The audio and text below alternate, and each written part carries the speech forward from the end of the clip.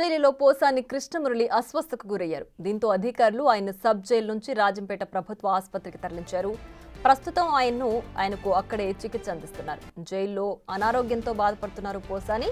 దీంతో అప్రమత్తమైన జైలు అధికారులు ఆయన్ని షిఫ్ట్ చేశారు. ఆసుపత్రికి జైలు సూపరింటెండెంట్ కూడా చేరుకున్నారు. ప్రస్తుతం పోసానికి వైద్య పరీక్షలు కొనసాగుతున్నాయి.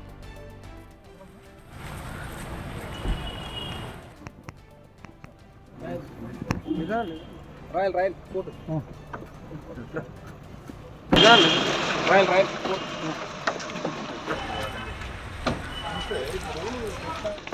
Sir any comments sir. ఇక అంతకు ముందు రాజంపేట జైలులో పోసానిని కలిసిన మాజీ ఎమ్మెల్యే ఆకెపాటి రమణనాథ్ కీలక విషయాలు చెప్పారు. పోసాని ఆరోగ్యం బాగోలేదని, ఈ విషయాన్ని సూపరింటెండెంట్ దృష్టికి తీసుకువెళ్లామని అన్నారు. వైద్యుడిని పిలిపించి చూపిస్తామని జైలు అధికారులు చెప్పారని అన్నారు అమర్నాథ్ రెడ్డి. అంతలోనే ఆయన్ను ఆసుపత్రికి తరలించారు.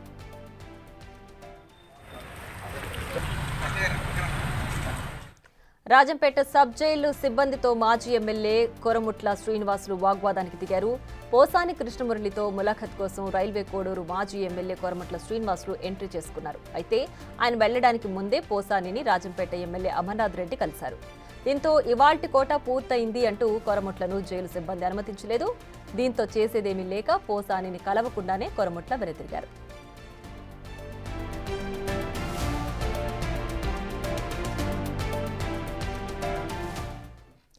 ఇక మరింత సమాచారం మా ప్రతినిధి దామోదర్ ఫోన్ లైన్ అందిస్తారు. దామోదర్, చెప్పండి. ప్రస్తుతం అంటే 2 రోజుల నుంచి కూడా పోసానికి ఆరోగ్యం బాగాలేదని చెప్తున్నారు.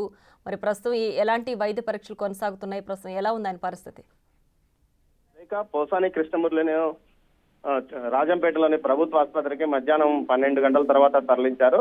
అక్కడ ఆయనకు వైద్య పరీక్షలు నిర్వహిస్తున్నారు. ముఖ్యంగా 2 రోజుల పాటు అటు ప్రయాణము, నిరంతరంగా ఏదైతే విచారణ, ఆ తర్వాత తెల్లవారుల కోర్టులో విచారణ, సుమారు 36 గంటల పాటు విశ్రాంతి లేకుండా ఉండడం వల్ల అతను నిన్న విరోచనాలతోనూ కడుపు నొప్పితోనూ జైల్లో బాధపడ్డాడు. ఈ సందర్భంగా స్థానికంగా ఉన్న ప్రభుత్వ డాక్టర్ను పిలిపించి వైద్య చికిత్సలు నిర్వహించారు. అంతా పరిస్థితి సవ్యంగా ఉందని కూడా డాక్టర్ చెప్పాడు. అయితే ఈ రోజు కడుపు నొప్పితోనూ బాధపడుతున్నాడని మరోసారి చెప్పడంతో ఆయన్ను వెంటనే రాజంపేటలోని ప్రభుత్వ ఆసుపత్రికి తరలించారు. ప్రస్తుతం ఆయనకి అక్కడ వైద్య పరీక్షలు నిర్వహిస్తున్నారు. ఏదైనా ఇబ్బందికరమైతే కడప తరలించడానికి కూడా సిద్ధంగా ఉన్నామంటూ కూడా పోలీసు అధికారులు, వైద్య బృందం చెబుతున్న పరిస్థితి.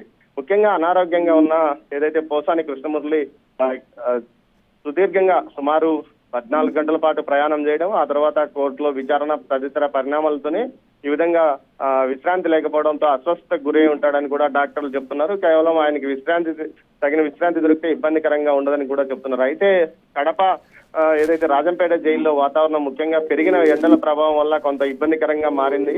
అందువల్లే అస్వస్థతకు గురై ఉంటాడు అని కూడా డాక్టర్లు చెప్తున్న ప్రకారము. మొత్తం మీదైతే ఎల్లుండి ఆయనకు బెయిల్ పిటిషన్ దాఖలు చేయనున్నారు.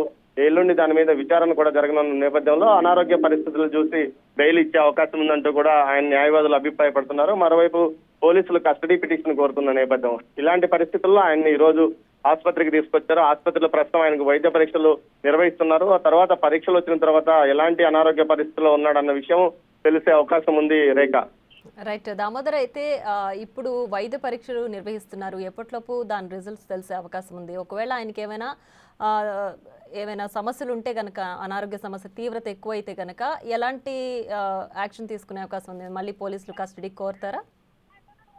రేఖ, ఏదైతే ప్రస్తుతం ఆయన నాకు కడుపు నొప్పితో బాధపడుతున్నానని చెప్తున్నాడు. దీంతో పాటు ముఖ్యంగా విరేచనాలతో 2 రోజులుగా ఇబ్బంది పడ్డాడు. మరోవైపు ముఖ్యంగా గతంలోనే ఆయన అనారోగ్యంగా ఉన్నాడు.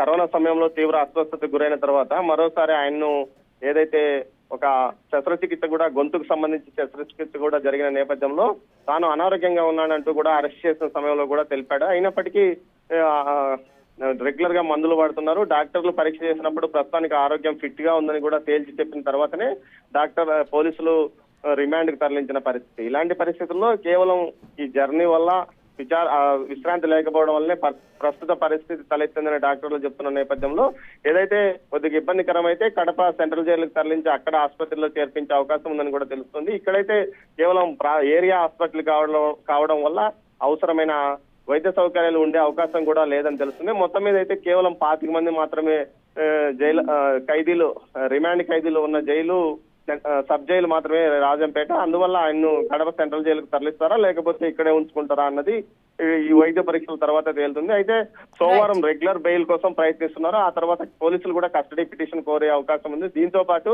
మిగతా 16 కేసులకు సంబంధించి అతన్ని పీటీ వారెంట్ మీద తీసుకెళ్లడానికి కూడా పోలీస్ అధికారులు మిగతా పోలీస్ స్టేషన్ల SHOలు ప్రయత్నాలు చేస్తున్నారు. రేఖ.